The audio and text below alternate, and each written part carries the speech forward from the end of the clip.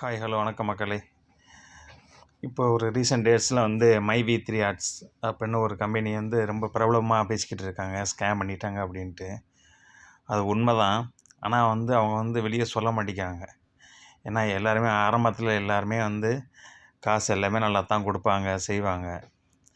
ஆனால் அதோடைய உண்மை முகங்கிறது உடனே தெரியாது இல்லைங்களா? போக போக தான் நமக்கு அது புரிய வரும்.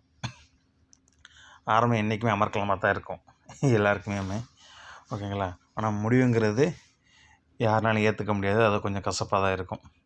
இப்போ நீங்கள் காசு வாங்கிட்டுருக்கீங்க இல்லைங்கள, அதனால் எல்லாருமே உங்கள் கம்பெனியை பற்றி நீங்கள் நல்ல ஒரு ஃபீட்பேக் கொடுப்பீங்க. நாளைக்கு உங்கள் காசு எல்லாமே போனதுக்கப்புறம் தான் எங்களை ஏமாற்றிட்டாங்க அப்படி நாளைக்கு சொல்லுவீங்க நீங்கள், சரிங்களா? இந்த மாதிரி கம்பெனி நிறையா வந்துருச்சு நம்ம இந்தியாவில், தமிழ்நாட்டில், ஓகேங்களா? ஏமாத்துறவன் ஏமாற்றிக்கிட்டே தான் இருப்பான் நம்ம எல்லாத்துலேயுமே, ஓகேங்களா? சின்ன சின்ன மீன் துண்டை போட்டு பெரிய பெரிய முதலை வாழ்ந்துகிட்ருக்கு.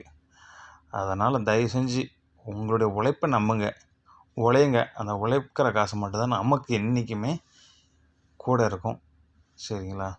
இந்த மாதிரி நீங்கள் இன்னொரு ஆளை சேர்த்து விட்டு சம்பாதிக்கும் போது உங்களுக்கும் ஆபத்து, சரிங்களா? ஆனால் உங்களை வச்சு சம்பாதிச்சுட்டு போயிட்டு வானுங்க.